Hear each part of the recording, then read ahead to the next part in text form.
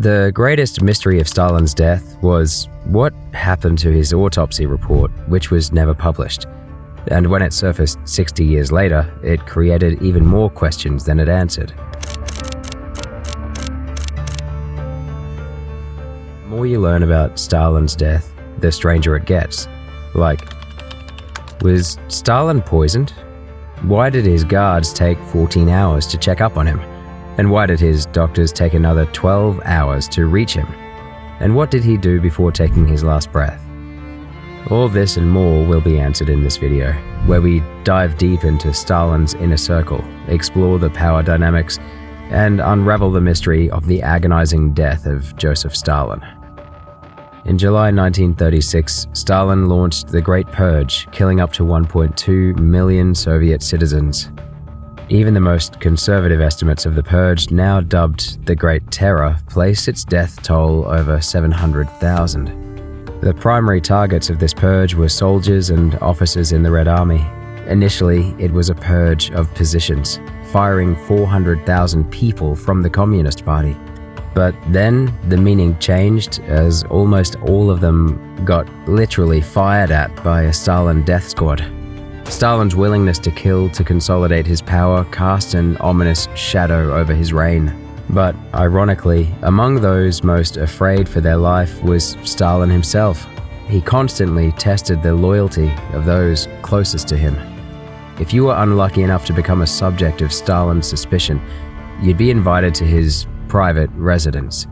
There he would have a heart-to-heart conversation and really connect with you. In conversation, he would accidentally spill a very personal secret. Then Stalin would tell you that you were among a handful of people to know about it. What you wouldn't know is that the secret was entirely made up and revealed to you only. So if the secret got out, Stalin would know that you were the one who revealed it. Then you would get a free ride to the Gulag. Stalin would never reveal his actual secrets. He had no real friends to confide in because he had all of them killed. One of Stalin's earliest allies was Mikhail Tuachevsky, the hero of the Russian Civil War. In the Russian Civil War, he managed to defeat and neutralize 4 different powers, leaving behind his party as the only true power. His style was adopted by the entire army in the Second World War to great success. But even a hero of his caliber couldn't survive the purge. He was arrested and tortured until he confessed to being a German spy. His blood-stained confession is preserved in the Soviet archives. Upon seeing the confession, Stalin remarked, "It's incredible, but it's a fact. They admit it." After Tuachevsky was executed, Stalin asked his head of secret police, Nikolai Yashov, to describe his last words. The snake said he was dedicated to the motherland and Comrade Stalin.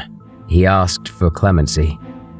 Even more gut-wrenching was the death of Nikolai Bukharin, who had literally helped Stalin's rise after the death of Lenin.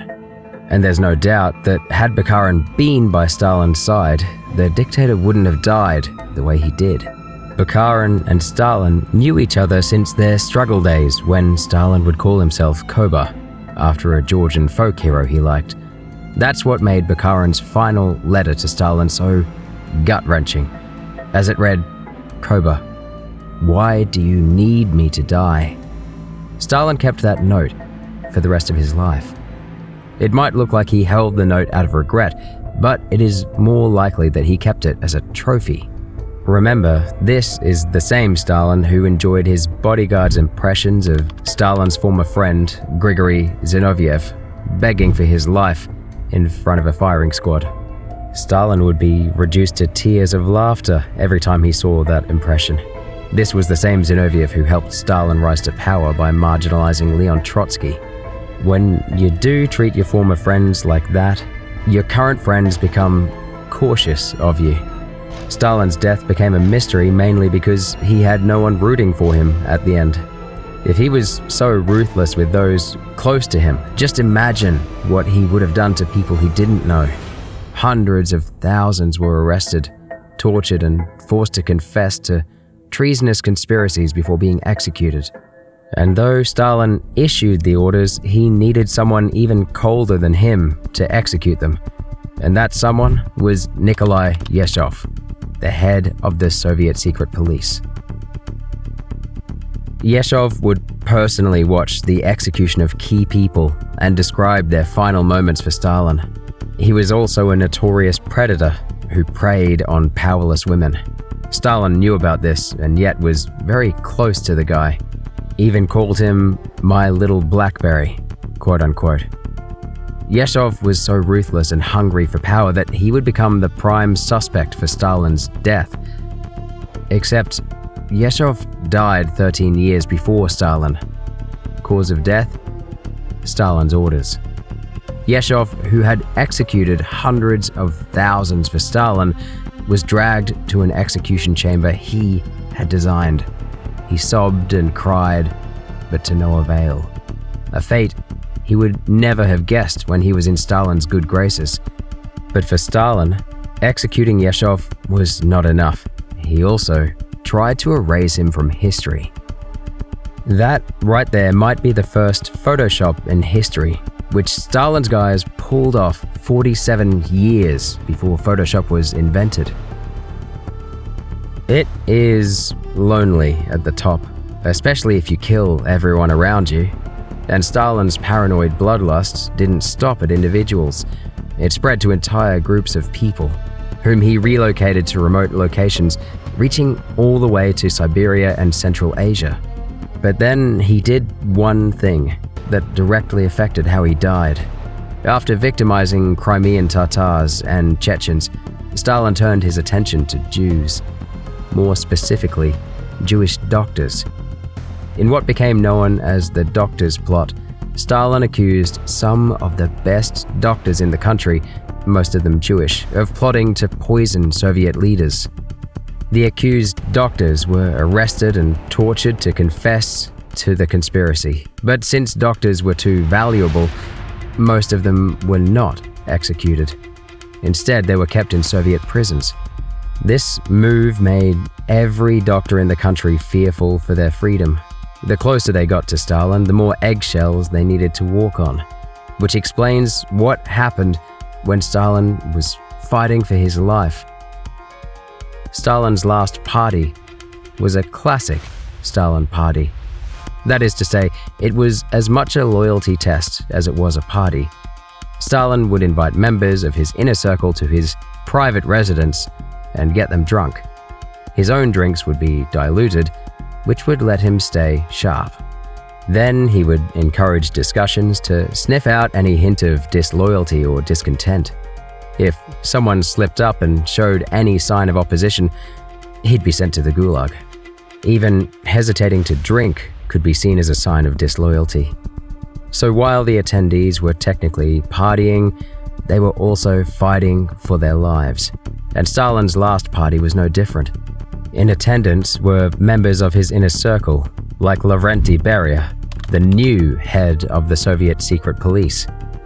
This position gave Beria unparalleled power, and Beria knew how that made Stalin feel. The man who held the same position before Beria was Nikolai Yeshov, and Stalin had had him executed. And the head of the secret police before that was Genrik Yagoda, who was also executed on Stalin's orders. Beria was the latest in the line, and he was smart enough to know what that could mean. So at Stalin's final party, he played up his loyalty and toasted to Stalin's health before anyone else. He also made sure not to leave before the others, as that would open up room for the rest of the attendees to badmouth him in front of Stalin. In the past, Stalin had imprisoned people for leaving his parties too early. Also at the final party was Nikita Khrushchev, who went on to take Stalin's place after his death. But while Stalin was alive, Khrushchev was treated as a jester. Stalin made him do Ukrainian folk dances for his own amusement, and while he had publicly praised Khrushchev, that did not mean much, because Stalin had similarly praised Mikhail Tuachevsky before secretly ordering his arrest and execution. Stalin made sure that people even those he praised were constantly on edge, not knowing what the dictator truly felt about them. And that was also the case for Georgy Malenkov, another attendee of that final party. Malenkov was one of the most trusted people in Stalin's inner circle, but even he wasn't sure if it meant anything. People more valuable and trusted than him had been executed. If anything, Malenkov had to be doubly cautious because his apparent closeness to Stalin made his colleagues jealous. Malenkov had to navigate Stalin's unpredictable nature while making sure no one tried to turn the dictator against him. So it was no surprise that Georgy Malenkov stayed until the end of the party. Another attendee who stayed till the end was Vyacheslav Molotov, whose last name you might have heard before. See, Molotov had led the Soviet campaign against Finland, where Finns used bottle bombs against the Russians. They named the weapon Molotov cocktail, after the Soviet minister. Interesting bit of trivia, but it also highlights how long Molotov had been in power. He'd been around since the days of Lenin, and had outlived his peers who were killed in the Great Purge. At one point, Stalin had accused Molotov of being an American traitor, but keeping his characteristic poker face, Molotov just denied the allegation and returned to work. Stalin was also suspicious of Molotov's wife, who was Jewish. During the Great Purge, she was arrested and put to trial. Molotov continued doing his job. No one asked him about his wife, so he didn't say anything about her either. Then the charges against her were dropped, and she was released. Molotov didn't thank Stalin or even express his relief. He just returned to work, stone-faced as always, saying no more than was required of him. A few years later, Molotov's wife was arrested again. She was forced to divorce the minister and sent to a forced labor camp. Molotov, as expected, continued doing his job. His robotic nature made him a perfect Stalin minion, but also the worst party guest. A lively party would get hushed and tense when he arrived. Where people would laugh along and drink to appease Stalin, Molotov would just keep a poker face and rarely join the dances or react to jokes. Yet Stalin was never offended by any of this. Sure, it was Molotov's nature to be a little robotic, but Stalin had previously punished people for their personal preferences, like Boris Shumyatsky, who had never had alcohol before and was repelled by its smell. At a New Year's party, when a toast was raised to Stalin's health, Shumyatsky took a tiny sip. Stalin asked why he would not drink to his health.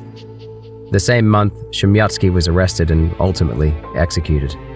So, being anything other than what Stalin wanted you to be, especially at his parties, was a crime punishable by death for everyone except Molotov, who continued being himself even at Stalin's final party. And as this party went on, Stalin started looking visibly paranoid. He talked about traitors and saboteurs. Then he went silent, which was a classic Stalin tactic. Uncomfortable guests would try to fill the silence with their words and often expose their true beliefs. Molotov remained silent as well. Eventually, the party came to an end at 4 a.m. when Stalin said goodbye to everyone. The guests left after Stalin retired to his private quarters. Before going to sleep, Stalin told his guards to go off duty. He also told them not to disturb him or enter his quarters unless he was awake and asked for them. Now, remember, this was the same Stalin who had men executed for misplacing documents. The same Stalin who had officials executed for misspelling his name. The same Stalin who had farmers jailed for accidentally losing their tools. There was no chance that anyone was going to disobey him, which unfortunately became the main reason for his death. At 10 a.m., when Stalin would usually ask for tea, the guards gathered around his quarters anticipating a call. As they got close to the door, all they could hear was silence. Stalin had missed his usual morning tea. The guards were a little worried, but not worried enough to risk countering Stalin's orders to check up on him. Perhaps going to bed so late had taken a toll on Comrade Stalin, who was simply catching up on some much-needed sleep. So the guards simply stood outside the door, waiting for Stalin's call. But minutes turned to hours, and there was no sound or sign of activity inside the dictator's private chamber. It really seemed like there was no one inside. Perhaps Stalin had snuck out and was testing them to see who would disobey his orders. Or maybe he was really in trouble. Either way, the safest thing to do for the guards was just to follow his orders. So, unless they heard sounds indicating that Stalin was awake, they were not going to enter his private quarters. 8.5 hours later, Stalin turned on a light inside his room but didn't call for anyone. At least he was alive. But his silence was suspicious. Ever since turning on the light at 6:30 p.m., Stalin had not said a word or even moved. But the guards were shackled by his command and couldn't interrupt him. Then, at 10 p.m., they found a reason to go in. The post for that day had arrived, and according to Stalin's previous orders, it was to be delivered to him right away. So the guards finally had the cover of Stalin's own command, using which they entered his private quarters. There they found Stalin lying on the floor in a pool of urine. Just seeing that could be a crime punishable by death, but the guards had no time to think about themselves. They jumped into action, trying to rouse a helpless Stalin who seemed unable to speak. It must have been pretty jarring to see the most powerful man in the Soviet Union so helpless. He couldn't form a single word, but back in his prime, he would give long speeches that were followed by even longer spells of applause. At a party conference in 1937, Stalin gave a speech, after which the audience exploded into thunderous applause, which went on for a few minutes. But then it was time to stop clapping, but no one dared to be the first to stop. So everyone continued clapping for like 11 minutes before a frail old man got too tired and stopped clapping. Just seconds after him, everyone else stopped as well. Later that night, the old man was arrested and sentenced to 10 years in the Gulag. Never be the first one to stop clapping was the lesson. And it was a lesson Stalin's comrades took to heart. Yet here, the same Stalin lay in his own urine, unable to mouth a single word. No one knew how long he'd been there, unable to call for help until they saw his shattered watch, which was stuck at 6:30 p.m. So Stalin's medical emergency started around the same time he turned on the lights, but his inability to speak had kept him from getting the help he needed. But now that the guards had seen his condition, he was going to be rushed to a hospital, right? Wrong. Stalin's guards did not call his chief physician. They didn't call any doctor. Instead, they called the second most powerful man in the country, Beria, the head of the secret police. They told Beria about Stalin's condition, and he ordered them not to tell anyone about it. Beria didn't want to act alone either, as it would signal a hunger for power which could come back to bite him. Instead, he informed select members of the Politburo about Stalin's condition, and for some reason, none of them thought that Stalin needed a doctor. At least, not immediately. Doctors were sent to examine the dictator with group approval, 9 hours after he was found in critical condition. But first, Beria and Malenkov arrived at his residence to personally witness Stalin's condition. Beria saw that Stalin was snoring and scolded those around him. "Lozgachev, why are you in such a panic?" he asked. "Can't you see Comrade Stalin is sleeping soundly? Don't disturb him and stop alarming us." After dismissing the nature of Stalin's medical emergency, Beria hung around for a while. Eventually, at 7 a.m., Beria and company called the Minister of Health to select doctors for an initial examination. The doctors found Stalin unresponsive, with an extremely high blood pressure of 190/110. His right leg and arm were paralyzed. Piecing this together with his history of uncontrolled hypertension, the doctors concluded that Stalin had suffered a stroke. This would never have happened had Stalin listened to his doctor. 2 years before his deadly stroke, he went for a regular checkup where his doctor told him that he needed to rest more. Stalin accused his doctor of being a British spy and had him arrested. This was mainly because Stalin had used health concerns as a weapon to make Lenin retire. He told Lenin that he needed to rest more and work less, and started taking executive power, which allowed him to take over after Lenin died. So Stalin was hyper-aware of the fact that there was no rest for the wicked. Literally. But no rest seemed to have caught up with him. The doctors were trying every treatment they could, but Stalin's condition kept getting worse. And even worse was the fact that Stalin would return to consciousness and experience the pain of it all. As Stalin moved in and out of consciousness, Beria changed colors. Whenever Stalin was unconscious, Beria would look happy. And as soon as he became conscious, Beria's expression would show concern and grief. Although Stalin was becoming conscious for longer and longer stretches, his medical condition was worsening by the minute. Over the next 2 days, his blood pressure rose to 210/120. 8 leeches were applied to his neck and face to reduce the blood pressure, but it didn't work. Even more leeches were applied in a second attempt, but his blood pressure continued to soar.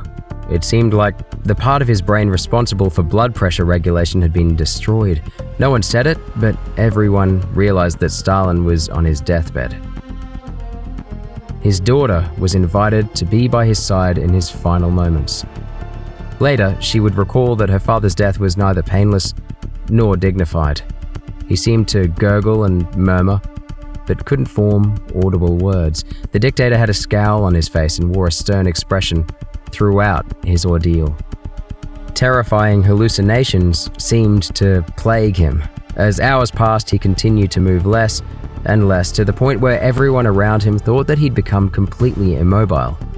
Then, at around 9:50 p.m. on March 5th, Stalin sat halfway up and lifted his left hand, pointing a clenched fist towards the sky. The next second, he collapsed back upon his pillow. Doctors confirmed that the dictator had passed away. And with that, he left behind a power vacuum and bloodthirsty candidates willing to do anything to take his place. Stalin's death was made public the next day, and his body was moved to a secret location for an autopsy. At the same time, a vicious internal struggle was brewing within the party. After Stalin, Beria was the most powerful man. He had dirt on literally every general and officer. He'd collected it for Stalin, but now he was free to leverage it for himself. Unfortunately for Beria, this made him the #1 candidate for who the party did not want in charge. But everyone was afraid of him because of how he acted after Stalin's death. While members of his inner circle stood sobbing, Beria was radiant. He was the first to kiss Stalin's lifeless body, but the gesture seemed overly symbolic, like wrestling a ring off a dead king's finger. According to one account, he left the room and shouted for his driver. Stalin's daughter said that Beria's voice had the ring of triumph unconcealed, quote unquote.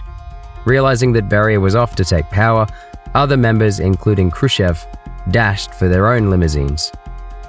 While the power seekers raced towards the Kremlin, Stalin's body was embalmed and prepared for public viewing. Finding out how or why Stalin had died didn't seem like a top priority. In fact, the original report of his autopsy was misplaced, quote unquote, and never found until 2013. It revealed that Stalin had died from a stroke that caused him to suffocate. According to the original autopsy, the dictator had severely high blood pressure and his arteries were hardening, especially in the brain and heart. Plus, he had a fatty liver. Stalin's blood pressure was high mainly due to the brain damage he sustained during the stroke. But perhaps the most painful detail of all was that the blood rushing through his body was moving under an immense pressure that ripped open his stomach, which filled with blood. This led to Stalin's suffocation and death. The autopsy report solved the mystery of why Stalin died, but created a new mystery of why the report vanished in the first place. Come to think of it, Stalin's body was taken away by Beria's secret police, who oversaw the autopsy and the embalming processes at a secret location. Since Beria was the first person called by Stalin's guards after he was found in critical condition, it's easy to see how he was the de facto ruler in his absence. So the autopsy needs to be taken with a grain of salt. Beria could have easily dictated the autopsy, or at least had certain details omitted. But he didn't get to use the autopsy in the subsequent power struggle. Initially, he had the upper hand, but he needed more allies from within the Politburo. So he tried to take credit for Stalin's death announcing to the members that he had saved them all and done Stalin in. This gave Beria a lot of goodwill among the relieved ministers who were previously on the chopping block. And while this was happening behind the scenes, Stalin's state funeral preparations were in full force. The larger-than-life dictator's send-off was going to be larger-than-life as well.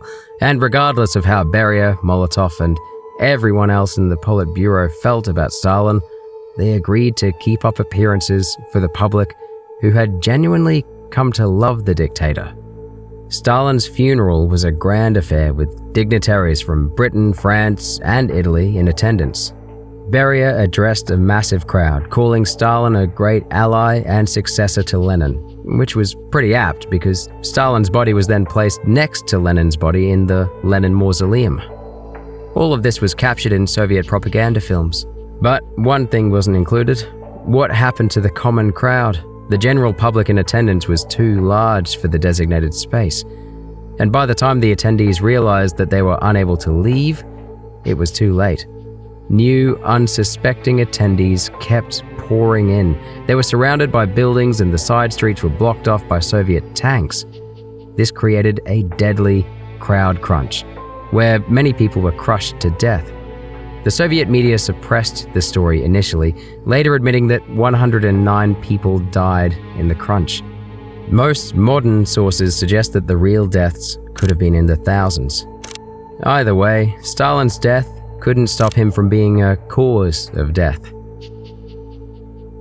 Stalin was put to rest, but the questions around his death were not. Was he poisoned? Could he have been saved with a timely response? And if anyone could be held responsible for his death, who was it? Beria had already implied that he had done Stalin in and freed top party members from a certain upcoming purge. He'd also suppressed the autopsy report to create confusion around Stalin's death. And for the time being, this served Beria, who was allowed to consolidate his hold over the security agencies. But history is written by the victors, and Beria wasn't one in the grand scheme of things. To really uncover the mystery of Stalin's death, one has to know who was in power when the narrative was shaped, and an unlikely victor emerged in the form of Nikita Khrushchev, who had the lowest status when Stalin was alive. As you might recall, Stalin used to make him do Ukrainian folk dances for his amusement. In the initial list of who should take the leadership positions vacated by Stalin, Khrushchev was at the bottom. But the list kept getting reshuffled as people kept resigning. Any hint of power hungriness would stir insecurity among the party members who didn't want to replace one Stalin with another. Khrushchev, in many ways, was the opposite of Stalin, so nominating him didn't feel threatening, which is why he was ultimately named the first secretary of the party. So much of what we know about Stalin's death comes from a period when Khrushchev was in power. And since he was humiliated and kept on edge by Stalin, Khrushchev didn't really have the motivation to communicate the truth about the dictator's death. Two other people were also in power, Malenkov and Beria. Malenkov was among the oldest allies of Stalin, which made many party members jealous of him. But in the absence of the larger-than-life dictator, they found him to be a grounding presence. If anyone would be motivated to bring out the truth about Stalin's death, it'd be Malenkov, who is now the premier of the Soviet Union. Between Khrushchev and Malenkov, whoever Beria sided with would have the upper hand. Because while they held the chairs and the titles, Beria controlled the guns. He was a threat to pretty much everyone, but removing him from his position would be difficult. Plus, it could weaken the Soviet Union, which was already pretty vulnerable. Beria, now the Minister of Internal Affairs, commanding the equivalent of the Homeland Department and the Interior Ministry, was the central figure. He told Malenkov that Stalin was going to have him killed, but that Beria saved him. This made even Stalin's closest ally uninterested in looking into his death. So, Khrushchev, Beria, and Malenkov, the most powerful men in the Soviet Union, didn't treat the dictator's death with suspicion. As far as they were concerned, Stalin had died, and that was all the information they needed. The new government needed to earn the Soviet public's trust, so casting doubt around the circumstances of their beloved dictator's death was not the best thing for the country right now. What was actually great for the country was executing reforms that Stalin had been stifling all along. All the doctors imprisoned in the doctor's plot, quote-unquote, were pardoned and released. Charges were dropped for millions of Soviet citizens in the gulags for crimes, quote-unquote, ranging from not meeting production quotas to misspelling Stalin's name. Oh, and also, remember Molotov the robot, whose Jewish wife was forced to divorce him before being sent to a forced labor camp? Well, she too was pardoned and released, and the first thing she asked Molotov was, "How's Stalin?" When told that he'd died, she fainted. This shows how powerful the Soviet state's mental conditioning was. Had everyone in the gulags been killed, most people in the country would continue to revere Stalin. But fortunately, there was a series of mass pardons, which made sense given that the paranoid dictator was gone. But what was strange about these reforms was the man spearheading them, Lavrenti Beria. Beria was the ruthless executioner who had upheld the last leg of Stalin's terror. He was a sadist and a sexual predator who'd kidnap women and coerce them into having sex with him by promising to release their relatives. At one point, he made Soviet actress Tatiana Okhonovskaya have sex with him by promising to release her father and grandmother from prison. All the while, he knew that they'd been executed months earlier. Then, he had her arrested and placed in solitary confinement. So that man was now the champion of the people, pardoning hundreds of thousands. It seemed like he was playing his cards to gain public favor. That's why many believe that if Stalin's death was part of a plot, Beria was the prime candidate, because he seemed to be the only one moving with a predetermined plan. But even the most cunning plotters can be hit by a curveball, and Beria found that out the hard way when he went to a high-level meeting in Moscow. There, Khrushchev suddenly launched an attack on Beria, accusing him of being a traitor. Beria was a spy on British payroll, argued Khrushchev, to which a shocked Beria responded with, "What's going on?" Then, Beria turned to Malenkov, hoping his ally would speak for him, but instead Malenkov hung his head and pressed a button, which summoned a bunch of armed officers led by Marshal Grigory Zhukov. Beria was arrested on charges of treason. He was removed from his position and stripped of all his awards before he was executed. Now, Beria was not around to block the Stalin autopsy, but Khrushchev, who had consolidated power, was in no mood to give Stalin even a second of grace. He delivered a speech telling the truth about Stalin's reign of terror and his failed policies. Then he launched a de-Stalinization campaign, which included removing the embalmed body of the dictator from the Lenin Mausoleum. Stalin's body was buried close to the Kremlin wall, and many monuments to the dictator were taken down. Khrushchev's decision to treat Stalin like a villain meant that the state was no longer interested in opening the can of worms regarding his death. But the questions still persist. Now, the first and most important question: was Stalin poisoned? Many historians have speculated that Stalin was given wine laced with warfarin, which is a tasteless and colorless blood thinner. Patients with hardened arteries can have a stroke if they consume warfarin. The symptoms following the strokes would look just like they did for Stalin, given his already complicated medical condition. If Stalin was poisoned with warfarin, then whoever gave it to him must have known about his hardening arteries. Beria would be the first to know because he kept tabs on everyone, including Stalin's chief physician. Or maybe his doctor conspired with someone else, like a foreign agency, to have the dictator neutralized. Either way, the warfarin theory requires a doctor on board, and given that Stalin threw multiple doctors in prison, it isn't far-fetched to assume that they'd want him gone. This brings us to the second most important question: who was behind it all? The easiest way to identify a killer is to look for a motive, but this doesn't work when everyone has a motive. Plenty of people wanted Stalin gone because plenty of people wanted to live. and being around Stalin meant that there was no guarantee that you would. He was notorious for throwing people in front of a firing squad for the smallest reason. The more power and popularity someone had, the more insecure of them Stalin would get, so the head of the secret police, Beria, was definitely on thin ice. But so was Malenkov and Molotov, and literally everyone else in the Politburo. But we can still keep Beria as a prime suspect because A, he got the call right after, and B, he literally told members of the Politburo, "I did him in. I saved you all." However, the most damning evidence against Beria came 60 years after Stalin's death. Initially, Stalin's autopsy was conducted at a secret location after Beria's secret police took his body.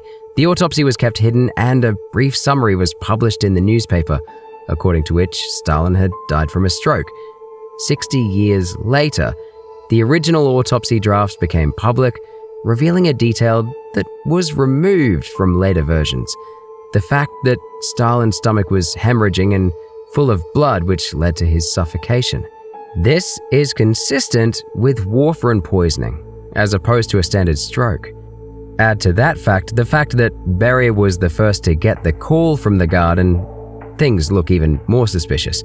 Most historians read the call as the action of a nervous guard without clear directions, but it can also be interpreted as the confirmation of a job finished.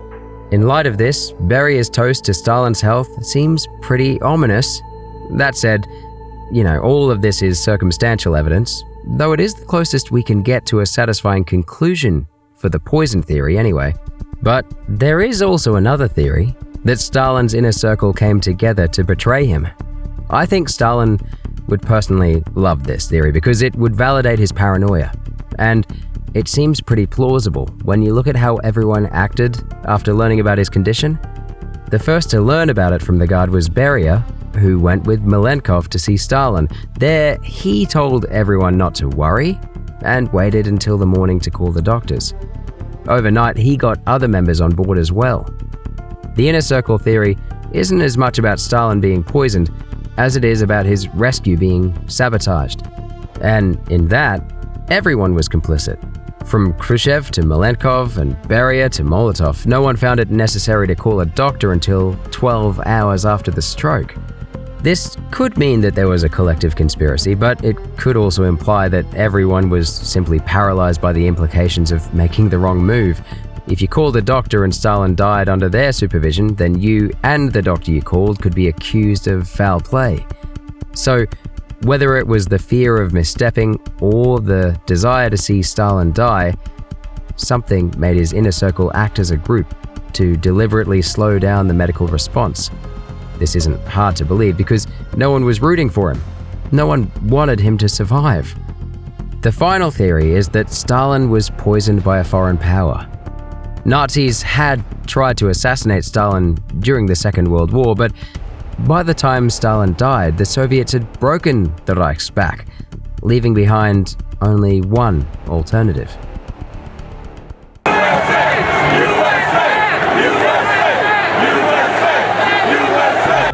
When it comes to assassination attempts, the CIA definitely has a type. Communist? Check. Dictator? Check. One of the most famous CIA assassination plots was to take out Fidel Castro, who was the communist dictator of a much smaller country. Given that Stalin was a much bigger threat than Castro could ever be, it's plausible that the CIA would have wanted him gone. Shortly after Stalin's death, the Cold War turned into Khrushchev's thaw. Things would pick up later with the Cuban Missile Crisis, but Stalin's death was a temporary win for the US. Just this year, the Communists of Russia Party asked state institutions to look into the possible involvement of Western intelligence in the death of Stalin. They rehashed the poison theory, but instead of linking it to Beria, they found an alternative boogeyman in the Western intelligence. So the three theories are: A, Stalin was poisoned by Beria; B, Stalin was poisoned by Western intelligence; or C, Stalin died from natural causes but his inner circle delayed help deliberately. Let's start with the poison theory. Typically, the person who benefits the most from someone's death is the prime suspect. In this case, it would be Stalin's heir. But Stalin had no heirs. He didn't even have a succession plan. His death would essentially plunge the entire country into chaos. So if anyone did poison Stalin, they'd be taking a massive risk for little to no reward. And given that Beria was ultimately executed, it's hard to argue that he was the ultimate beneficiary of the dictator's death.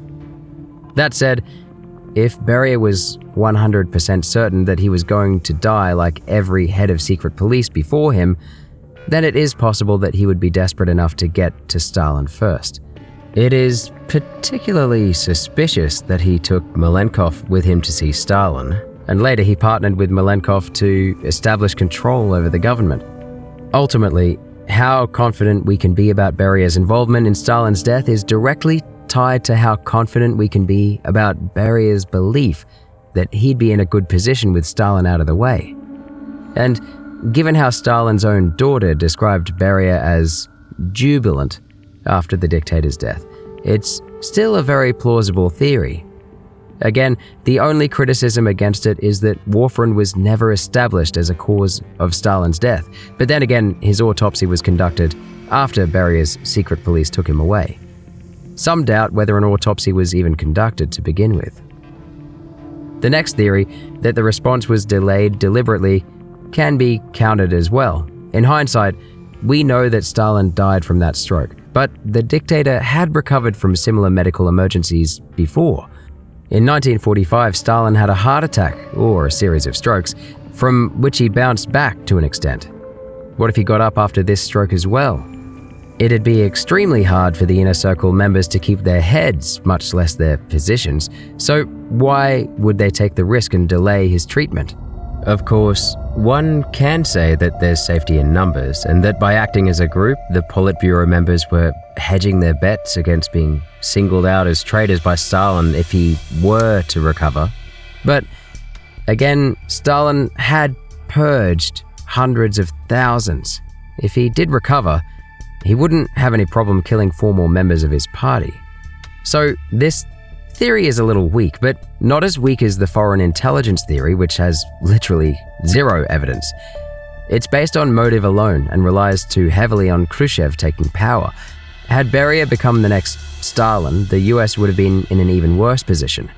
So, just like removing Stalin in the absence of an heir would be dangerous for Beria, it'd also be dangerous for the Western powers. Stalin's death could have been positioned as a foreign assassination and a call to arms. It could have been used as a uniting narrative for people who loved Stalin enough to die at his funeral. Of course, all of these factors were present in Cuba as well, but it didn't stop the CIA from planning the assassination of Castro. Even in more recent times, the agency has tried to assassinate dictators like Saddam and Gaddafi. So we can't say that Stalin's death wasn't on the Western powers' Christmas wish list, but we also need to recognize that there's literally no evidence for it. And if there were any, Beria would have used it when he got his hands on Stalin's autopsy. The autopsy is in fact the key that solves the mystery of Stalin's death. Eliminating the foreign assassination, what we have are 2 possibilities. Stalin was poisoned, or he suffered a natural stroke, but no one tried hard enough to save him.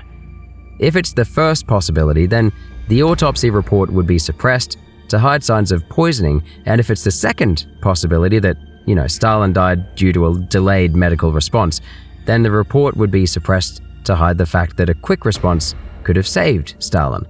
But to me, it seems obvious that Beria poisoned Stalin. He wouldn't have been confident enough to delay medical intervention if he wasn't sure that Stalin was going to die. He was triumphant and the first to spring into action, and the steps he took afterward were far more methodical than the other members of Stalin's inner circle. Above all, Stalin was, 100% going to have him killed as well. Khrushchev and company were far less bloodthirsty than Stalin, yet they too had Beria killed, so there was no chance he would have survived with Stalin in charge for another year. I also suspect that Beria had knowledge of Stalin's medical condition, which, allowed him to pick the perfect poison. But that's just my opinion. What's yours? Which theory are you inclined to believe?